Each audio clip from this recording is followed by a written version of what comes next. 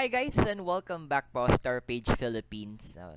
For this video, gawin po natin ang weekly horoscope for September 18 to 24 para sa mga friends natin na may Sun, Moon, and Rising na Capricorn. So if you're new to the channel, please click the subscribe button, bell notification, and give this video a like na rin. At kung gusto niyo pong malaman kung ano po yung Sun, Moon, and Rising nyo, at the end of the video po, meron po tayong link para dito. Now, kung naghanap po kayo ng mga charms, crystals, incenso, even po yung private reading and spell works, pwede nyo po kayo message sa Facebook page natin which is Tarot Page Philippines. So, it will be same name and same picture. And guys, tandaan natin na yung mga magiging readings, they are for guidance purposes. So, use your free will wisely. Ayan. So, Capricorn, kamusta ka na ba? Kuha tayo ng cards mo. Ayan. Ano ba? Okay, Capricorn, let's see. Right now, yung inner energy mo is Seven of Cups tsaka All That Glitters. Minsan talaga ang hirap control ng emotions, no? Is yung parang pigil na pigil ka. Alam mo yung part ng gigil ka na parang, kukontakin ko ba o hindi? Ay, wag na lang, ganyan. May mga ganong factor. So, that is actually a struggle. Kasi, andoon na naglalaban yung mind mo versus doon sa nararamdaman ng emotions mo. Parang, ano ba uunahin ko? Magiging logical ba ako? Or magpapakaselekta ako? Follow your heart. May mga ganong eksema sa life mo ngayon. Pero kasi, remember with all that glitters na sinabi ng card, yun nga, hindi lahat ng kumikinang ay ginto. Minsan nagkamali ako ng dati, akala ko piso yung pala dura. Pak, 'di ba? So, andun yung point that the card is actually telling you, yung inner energy mo, you need to make sure that the next moves will be right. Tama siya. Kasi, ang isa sa mga kinakatakutan mo rin at this point is yung sinasabi natin na regrets. Yung sana pala sinubukan ko, sana pala, sana, di ba? Sayang na sayang ang dating. Siguro tama nga yung sabi sa akin, life is short, di ba? Eat, love, travel, sabi. Hindi lahat tungkol sa work, hindi lahat tungkol sa pag-aaral. Kasi ando na you will miss out a lot eh. Yung energies mo ngayon, ando with the Seven of Cups, ang dami mong gustong i-achieve, ang dami mong gustong magawa, ang dami mong gustong mangyari. Pero how will you able to do that kung nagpo-procrastinate ka naman? Kung naman yung tipong pagkagising, parang ano ba, tawagan ko ba, gawin ko ba to? Magkape ka para magising ka sa katotohanan. You need to act. Pwede mong gamitin either yung mind mo o yung emotions mo, but you badly need to act in doing it. Kasi kung hindi, ikaw ang matatalo, ikaw ang agrabyado, ikaw yung wala, maubos yung oras mo sa ganong aspeto. Sayang. Huwag mo sayangin. Huwag tayo umabot sa point na after a week, 2 weeks, a month, or whatnot, sabihin mo na lang, sana pala ganito ginawa ko to. Sana pala ganyan kasi ganito. Kasi hindi mo malalaman unless na hindi ka nag-act doon sa either iniisip mo or nararamdaman mo. Pero siguro suggestion din ng card sa'yo, act responsibly. Kasi 'di ba nga, all that glitters, hindi lahat ng opportunities for you to act is actually an opportunity. Yung iba dito, ang pinapakita ng card is ando na ano siya, parang panggulo sa laro, saling ket-ket. What's crossing you ba? Kasi yun na nga, Ace of Cups, saka Regeneration. Sige, tuloy natin ang self-love. Self-love nga ba yan? O andun yung point na um, takot ka lang talaga subukan. Magkaiba yan Kasi if you're doing self-love, Capricorn, andon you will see improvement sa sarili mo. Tanong, may improvement nga ba, di ba? Is there something that is changing? Wala. So, it's not self-love. That is fear, takot, overthink, overanalyze, di ba? Yes, pinapakita mo sa maraming tao, regeneration, I'm getting better, I'm stronger, blah, blah, blah. Pero, ang totoo, with the Ace of Cups, yun yung pumipigil sa'yo para isettle mo yung mga emotions in the past para mai-correct mo yung mga bagay sa nakaraan. Kapatid, hindi natin dapat kino-confuse sa mga bagay-bagay, ha? Hindi dahil ito yung ganap, akala natin yun na talagang ganap. The Ace of Cups is about the beginning. One kasi is about beginning, about yung mga simula. Question, sinimula mo na nga ba talaga? O andoon na ginagamit mo tong panakip-butas sa mga mas kailangan mo talagang harapin, mga mas kailangan mong asikasuhin. Alam mo yung huwag mo na pigilan, kung gusto mo kamustahin, go. Kung gusto mong pumunta dito, go. But be responsible. Kasi babalik tayo sa unang dalawang cards mo, nasa yung word na sana, hindi mo maranasan na hindi siya magiging part ng future mo. Kasi kapag yon hinayaan mo, pinalagpas mo yung opportunity, well, ikaw din yung talo. Kasi minsan ang opportunity, isang beses lang yan. At pag lumagpas yan, nga, wala na. Ano bang crown card mo? Three of Cups, a change in the wind. Ay nako, ano ba to, pang love life ba to, Capricorn? Ha? Kasi puro relationship lumalabas eh. Alam mo, simple naman eh, words for you. Ito lang suggestion ng cards. Kapag yan nagpaparamdam, huwag kang biglang kakagat kasi ang mga nagpaparamdam multo, ha? Yung mga tipong yung nagpapakita ng signal, hindi cellphone yan malamang. Huwag ka doon. Kasi actually hinahanap mo lang naman din with the Three of Cups. Gusto mo na parang diretsuhin na lang. Gusto mo pa ba ako? Hindi. Mahal mo ba ako? Ano? Kukunin niyo ba ako sa trabaho to? Hindi. Ganun kasimple, hindi ang dami pancheche-boreche na sa bandang huli doon din naman pupunta, 'di ba? Di sana, di masasayang ang oras. Well, with the change of the wind kasi, andoon yung point na, alam mo Capricorn, a lot of you, gusto nyong bumalik doon sa pinaka-basics nyo. Pwedeng family, yung mga long-lost friends, pwedeng mag-reconnect with past lovers. Why not, di ba? Bakit hindi? Ano ba kinakatakot mo? Yun naman nila hinahanap ng puso mo. Ang weird lang kasi, di ba? Yun yung gusto mo, tapos sabay, alam mo, parang kang pusa na gusto mong magpalambing, tapos paglalambingin ka, gaganon ka. Di ba? O bigla ka magagalit. Make up your mind. Although ito na yung desire mo, pero you need to be 100% sure na yun talagang gusto mo. Kasi, yung pagiging double-minded, hindi rin maganda. Ending yan, procrastinating na naman tayo dyan. Well, with your foundation, tingnan natin. We have here is the Nine of Wands, tsaka Breathe. Ayan. Diba? Are you really okay na? Yun na ba talaga? O yun yung sinasabi mo lang para tigilan, para hindi mapansin ng tao. Are you saying that na okay ka, then iniisip mo na sana mapansin nila that you're not? Are you really okay? Tapos sa bandang huli magrereklamo ka? Are you really okay? Tapos nag-vent out ka pa mag-isa? Are you really okay? Tapos paghiga mo sa kama mo at the end of a long day, andoon nag-iisip ka, ano kaya nangyari na? Ganto.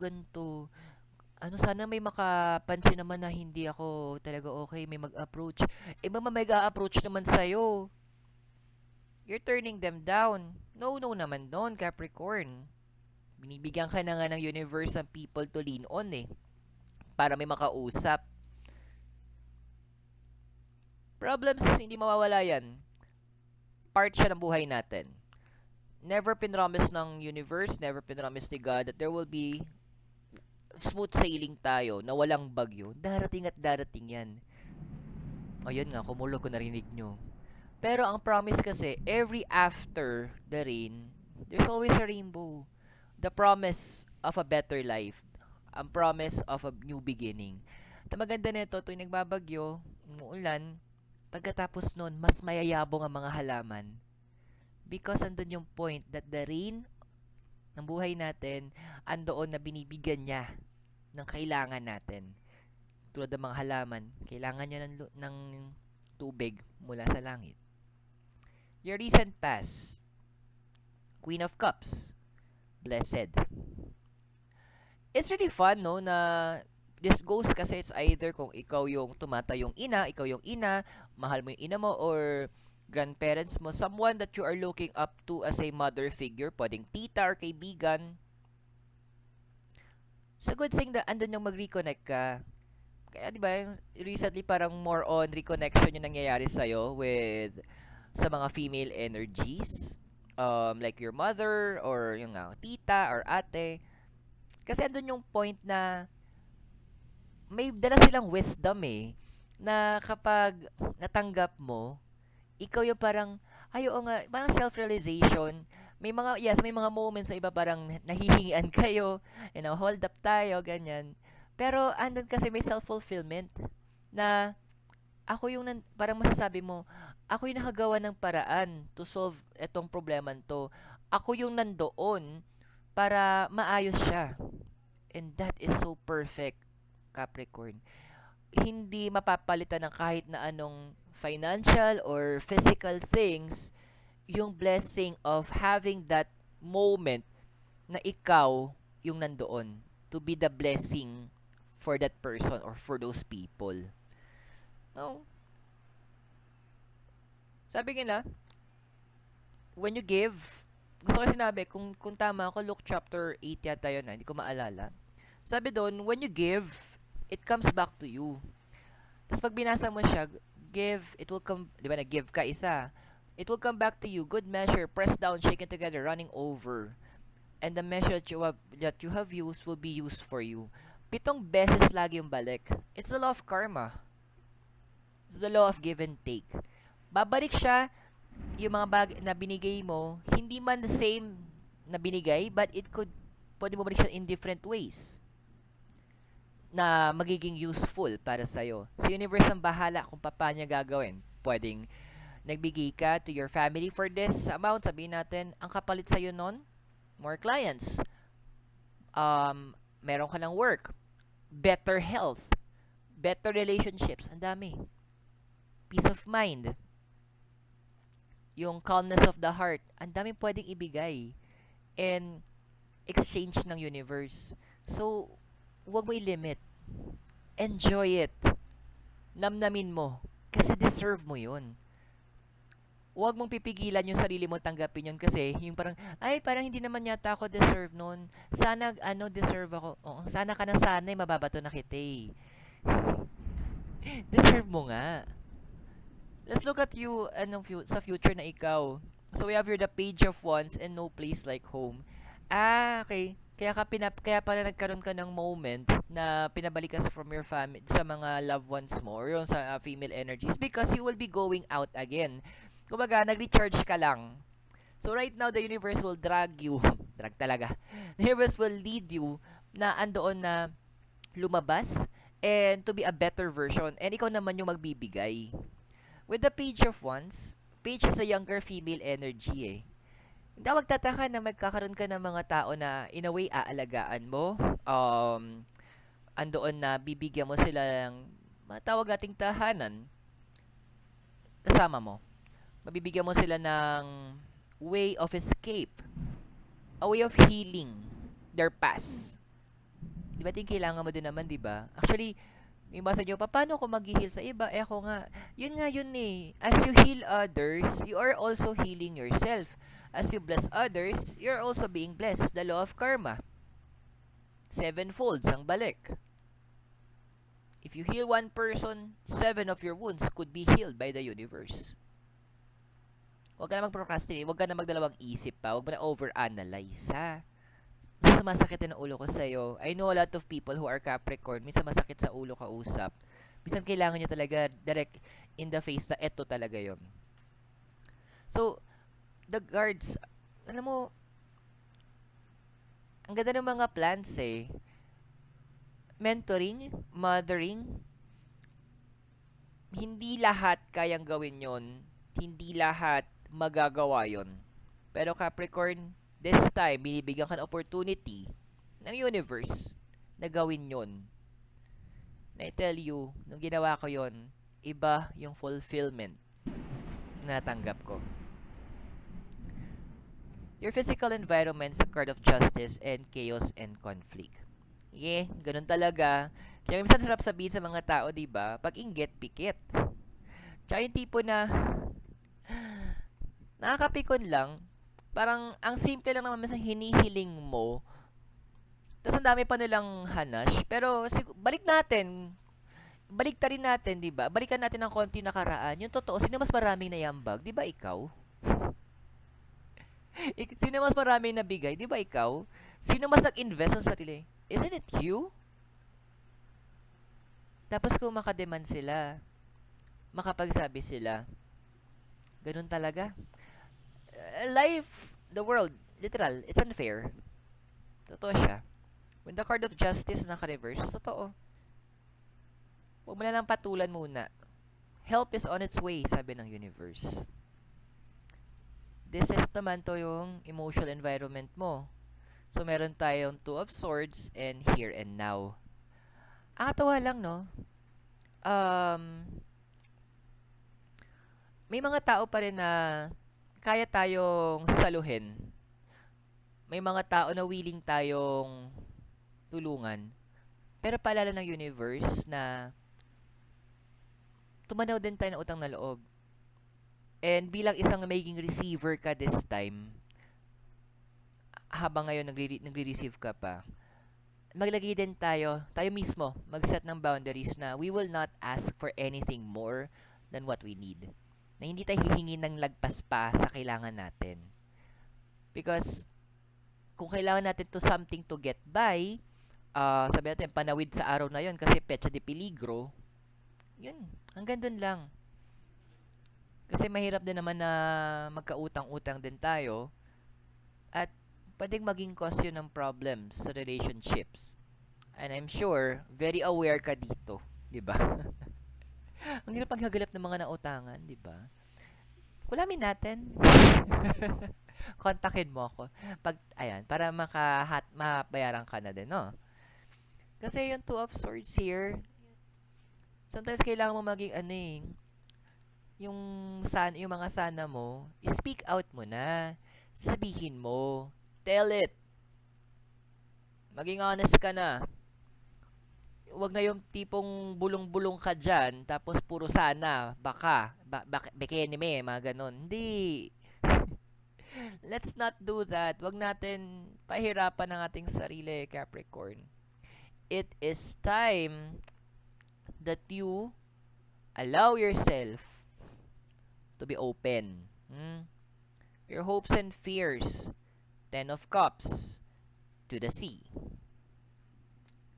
Well, kung natatakot ka talaga na mag-start over, kung gusto mong gawin team song and now we're starting all over again, may part na parang, ulitin ba namin or what not? It's a fear, yes. Pero kasi alam mo yun yung magpapasaya sa'yo eh. Take it easy lang. Kung magadahan-dahan lang, kung gusto mong mag-reconnect with certain people sa past mo, wala namang problema dun. This time, you're wiser. This time, make it better. This time, choose wisely, di ba? Gamitin mo na yung mga natutunan mo from the past na, pag ganito na to, medyo red flag na. Ayan. Kasi dati, akala mo yung red flag, fiesta. Akala mo banderitas. Akala mo carnival. No. Red flag is red flag. Okay? Ano ba yung future mo? Yung immediate future mo? The Magician. Chapwood. Ayan.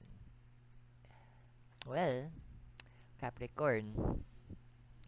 Advice po na ng Chapwood sa'yo. Chinese proverbs to eh. Get water Chapwood. Tuloy mo yung ginagawa mo.